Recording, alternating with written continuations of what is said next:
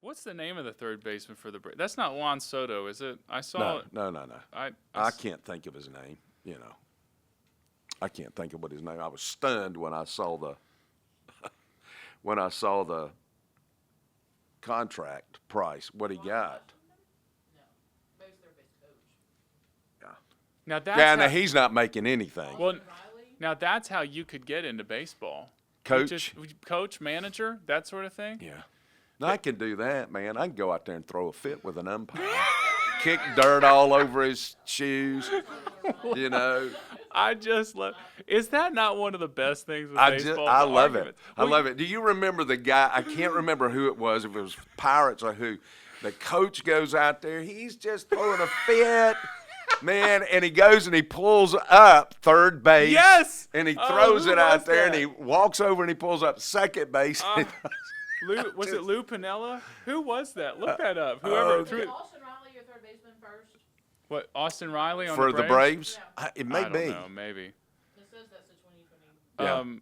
Look up, who was the famous guy? Oh, I'm going to think of his name right beforehand. Famous coach who threw bases. Yeah, he threw this huge fit. He's ripping bases out of the Coaches. ground. Yeah, it was Oh, hilarious. it's so He's good. just stomping around out there, No. kicking dust. Lou Piniella. That's Lou what I Piniella. said. Okay, I was right. Wow, thank the Lord. My mind hasn't completely left He me. goes out there and kicks dirt all over home plate, Just covers love it. he covers it up. One of these guys, he goes and he covers it up, and then he draws this great big thing around, like a big home plate. Like Christ Is himself that drawing in what the you're calling?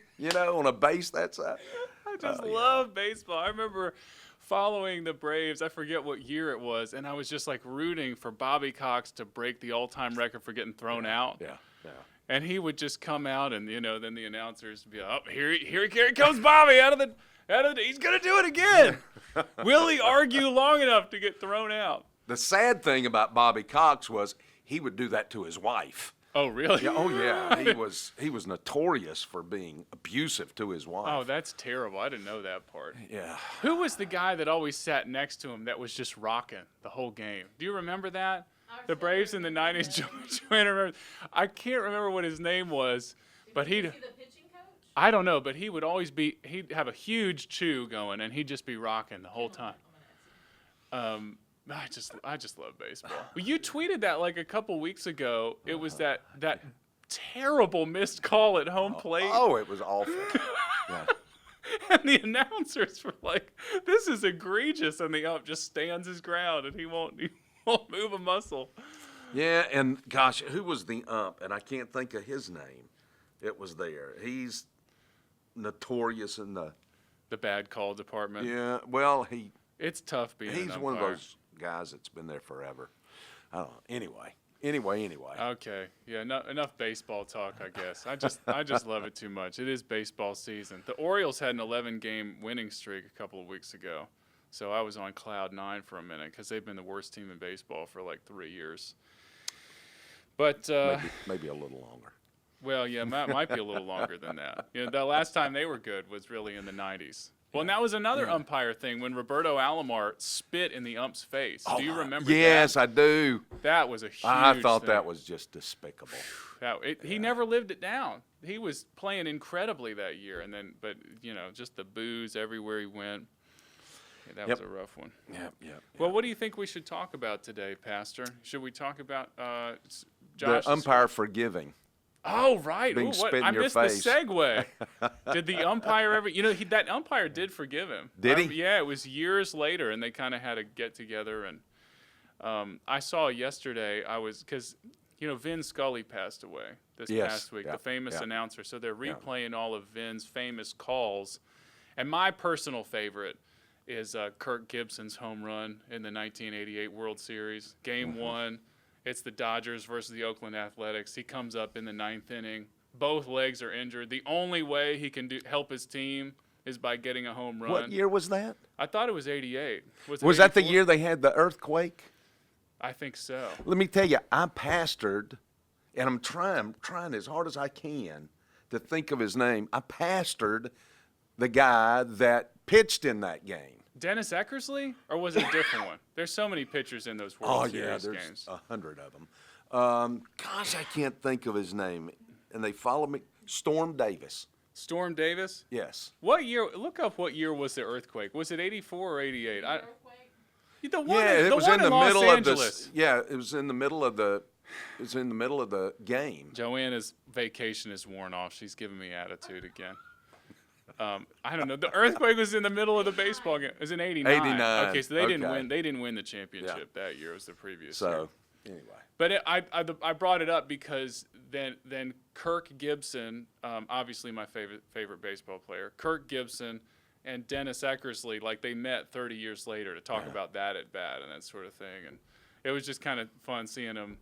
I don't know. You don't need any forgiveness there, but it's an interesting exercise in how like time heals different things. Yeah. I guess if you let it, because that was the point of the message yesterday. It's like you can continue to eat. You even finished you talked about eating the fruit of unforgiveness and how that'll mess with. Okay, by the way, I've been dying to ask you this. Okay. So like 3 weeks ago, Yeah. you talked about the king in Europe who was famous for eating himself to death. Yeah, I did. Yeah. And then yesterday, you finished your message Ronaldo. with Ronald Ronald the Fat. who ate himself to death. So my question is, like, has Miss Debbie just got you on a crazy diet? Well, yes. Like, are you okay? Yeah. And Is she listen, feeding you? when you look out in the congregation and you see your wife back there talking with Dr. Blackburn, you know it is not going to be good. Whatever it is not going to be good. I try Is to this keep while the you're two of preaching? them She's ignoring the message? apart. Yeah. So anyway, no, not during my message. I know, after I'm the just message. giving you a hard but time. So anyway, you can yeah, read the you know, lips. No that Krispy story Kremes? about Ronald the Fat is, and you gotta love these people's names. Oh, they're perfect. Philip the Fair, was yeah. the king of France. I'm reading a book right now called The Three Edwards. Okay. And I'm trying to finish up a book on this book that just came out on Lincoln, which is really Are you going to do bizarre. another book club? Well, People are if gonna they be ask asking. me They to. want the book. People love the book If club. they ask me to do that. So the three Edwards, what's going on there? It's Edward the First, the Second, and the Third Oh, of okay. England. And that's where the story of Ronald the Fat is Can't even hear it discussed. without laughing. Ronald the Fat. Reginald the Fat, his brother. That is just a fascinating. I mean, it sounds like a Count of Monte Cristo Yeah, it level is. kind of thing. Yeah, it does. It 10 really years, does. he can walk out at any time if he'll only lose weight and fit through the door, but he Yeah. won't do it. Yep. And then his brother dies, so they release him. I guess they chisel away and They let him have to out. take out a piece of the wall, not just open the jail door, which was never locked. He could get out, but he was too big to get through it, and so they had to chisel out a piece of the wall to get him out. And he lives less than a year. And he ate himself to death after that. Never learned any kind of discipline. Well, he died from complications of being so grossly overweight. Jeez, a whiz. That is quite a story. But you talked about how that's just how unforgiveness eats away. Well, it just imprisons you, and you can't stop it.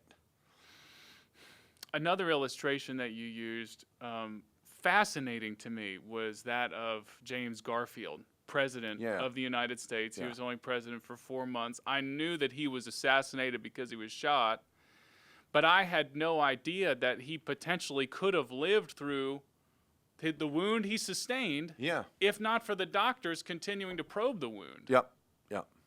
Yeah, just if they'd have left it alone. There are people that are walking around today with pieces of metal in them, pieces Right, of bullet shrapnel, in them. But if they'd have just left it alone, but they couldn't. They kept going, opening the wound, sticking their fingers in. God. They kept doing that to Lincoln as well, but Lincoln was, he was gone. Well, a head wound is a little bit different. But just thinking about that, just again, how there's something about the unforgiveness sin in particular that eats away at people. There's a verse back in Hebrews that, and I may get to it at some point in time, that people I don't think ever read and think about. I think about it a lot. Oh, well, hit us up with it. It's a verse that deals with bitterness in chapter 12 of Hebrews. Let me look right Look here. into Hebrews 12. For they dismiss short. Let's see. we're looking for a pastor we're looking for a verse that pastor thinks about all the time. Well, I think about it from time to time. From time to time. I know what you're going through right now. Yeah. This happened to me. Well, I think this it is was a on new Thursday Bible, and night. I don't have it marked, and I'm looking in the 12th chapter. He's talking about bitterness. Let's see, where is that? Keep looking for it. I'll start something else here. Leo Mazzoni. Because Leo Mazzoni is who? The pitching coach who rocked. Oh, Mazzoni, yeah, for the Braves. Mazzoni. Man, we're random They got today. all these This is good. We don't Italians. have a meeting to go to, so we can talk for as long as Do we we need not? to. Do we not have a 9:30? Well, it's at now 9:30. We've got an hour, Pastor. This okay. is riveting radio for people. Okay. Well, they're riveted. I'm just frustrated. I keep asking Rick Burgess to come on with us. I just don't know He what can't he's stand the competition. I just don't know what he's doing every Monday morning. You can't find it. Well, let me Here it shift is. See gears. to Oh, it there that is. no one comes short of the grace of God, that no root of bitterness springing up causes trouble, and by it many be defiled. That word defiled right there, the best way to explain that word, when robbers go into a bank and they steal money, they'll put a die pack so that it'll explode on them, and it ruins, Oh, right. It ruins ruins the the cash. money, and it gets on them, and you can't get it off. Well, that's exactly what that word is there. Like it stains Is people? bitterness will stain you. In fact, there's some translations that translate it that way, and be stained by it. That it stains your life. It stains everything. That bitterness stains everything that it gets on. And so you're saying, and you unpacked this really helpfully yesterday. You're basically saying that Paul writes to Philemon saying, you're going to be tempted towards bitterness, but please choose forgiveness instead. Yeah, and he does it in front of the whole congregation. Now that was fascinating to me when you unpacked, and like I really commend this to anybody that's watching our recap without hearing the message. Please go listen to this. Just because the way that it was contextualized, you really opened my eyes just seeing about how it's not just about Philemon, it's about how the religion that he was converted out of, and then his wife and his son, and how forgiveness can greatly impact them and change them. There are these pronoun changes between singular and plural. And that's important. Here. Because like in verse 2, he talks about, and to the church in which is singular. Yeah. And then he turns around in verse 3 and he says, grace to you, which is plural. So it's obviously, if Tychius is reading this, I'm sure he looks and he says, and to the church in your house, and grace to all of you, Right. is basically what he's doing. So it's being read in front of the congregation. So it's a really vulnerable thing because it's a personal correspondence in a sense, but Paul is opening it up to the whole church. Yeah. Which you said that follows logically because small church, big church, like news just travels fast. It does. Here was the point. Everybody hears about the upset between somebody. What they never hear is the victory that comes through forgiveness. That's a really good point. It's so easy for us to We will focus on spread that. the negative news, but we never spread the good news. Well, and we need to work on that. I imagine you're going to unpack that even more because there's a lot more here for you to tackle in the next 3 weeks or so. I will. I'll do 4, 5, 6, and 7 this coming Sunday, Lord willing. One thing that surprised me, it was a serendipity. It was a pleasant surprise. Was Listen to that. like I went and I'm a seminary Was it student. a and all. serendipity? I go and I was trying to set up the message and I read those couple verses from Colossians, and then Yeah, you got did. up You there. set it up just perfectly Well, and for then me. but we didn't talk about this, and No? then you get up there and you're like, and Kirkwood read that because Colossians and Colossians and Philemon were written at the exact same time, I and think I'm like, so. of course they were. Gosh. I didn't know that. That's really, but the content is very similar, and then he addresses with regards to forgiveness. But then you're saying that Philemon was the leader, or rather, he hosted the church in Colossae. Yeah, I don't know if he was the pastor there. May have been. It was in his Because house. I get the impression that he would go and listen to Paul teach in Ephesus and would come back and would share what had been taught. But at the very least, the church is being hosted in his home. Yes, And it's he's- in his home. and To he's the gotta church be a in your wealthy- house. Got to be a wealthy person. Well, be able to host have a that church meeting in there, you've got to. And he owns a slave, Right. Which if he owned one, most likely he owned a number of slaves. Well, and that was an interesting cultural note, and I'm glad that you said it. Just like 'cause and we've had to talk about this before. In the United States, history of the United States, horrible stain of slavery in our past. Yeah. This wasn't necessarily good, but it was very different. You kind of have to In forget a what you lot were. of ways, slavery covered a spectrum because there were some slaves that were adopted that became children, like children to the family. Oh, really? Yeah.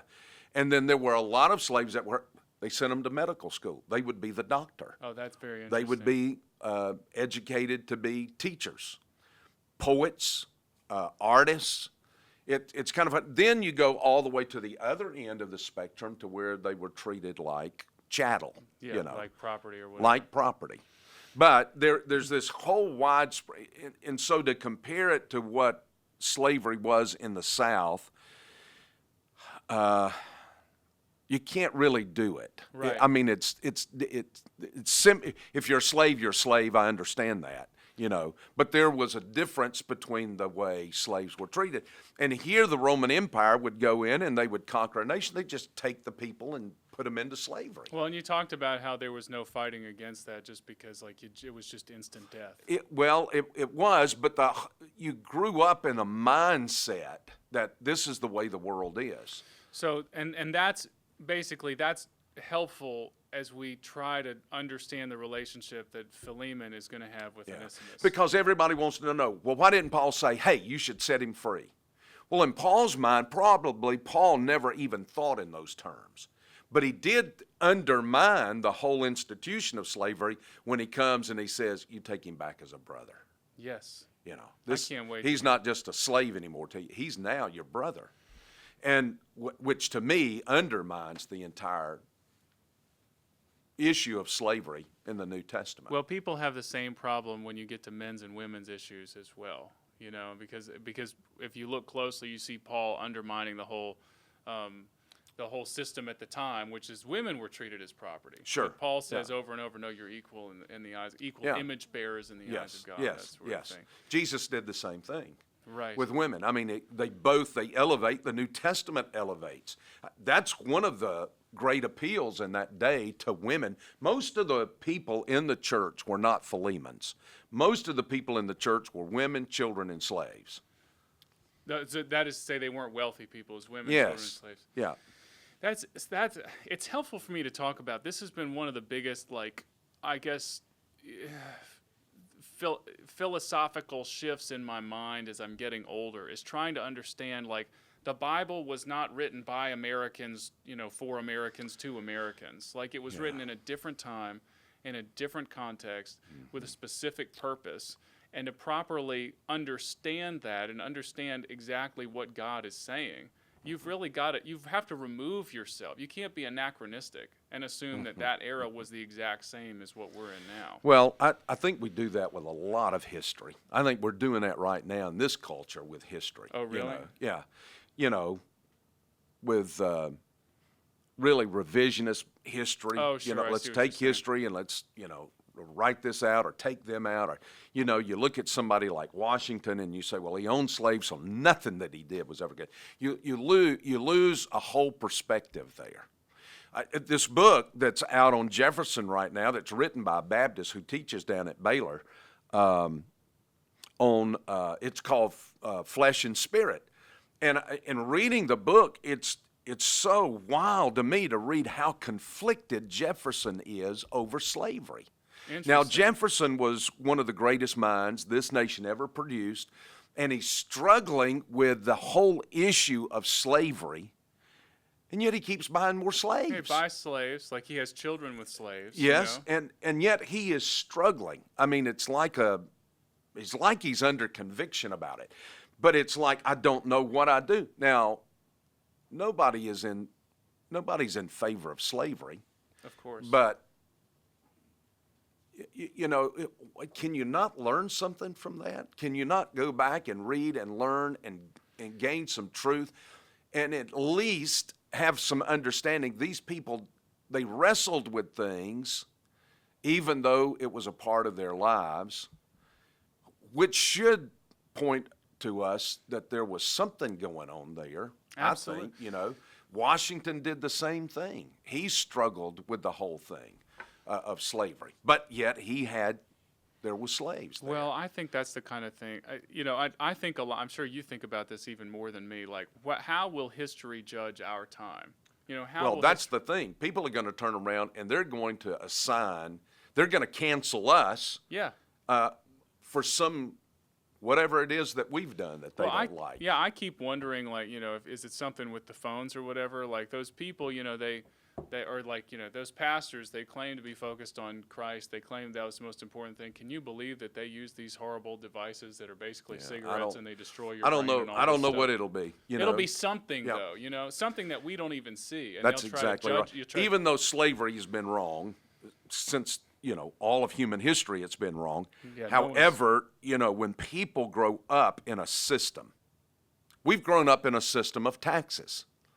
Now, I have seriously, when they came to the place where they were going to separate the Hyde Amendment, do away with the Hyde Amendment, and my taxes now are going to go pay for people's abortions on demand, and you can have an abortion up until the 9th month and all of that, and I begin to think to myself, I don't want to be a part of that.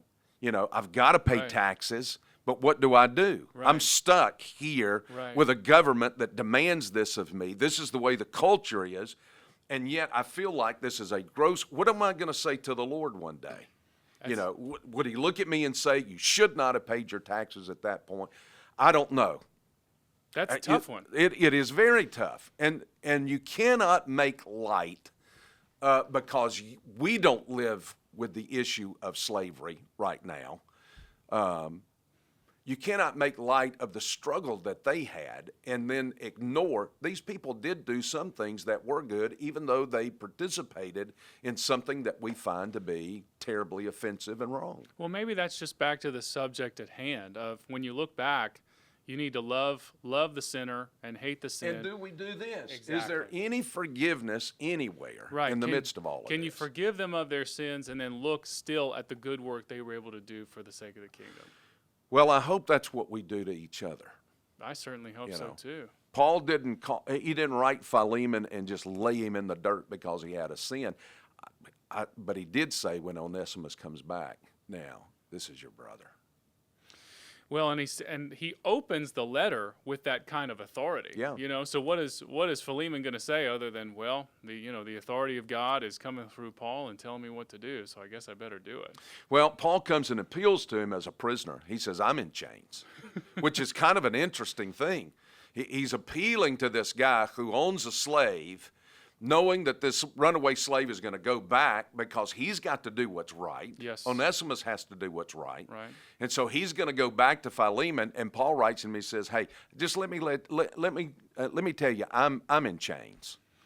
So it's kind of a playoff of that. That's a really You're not good going to put point. this guy in chains, I don't think.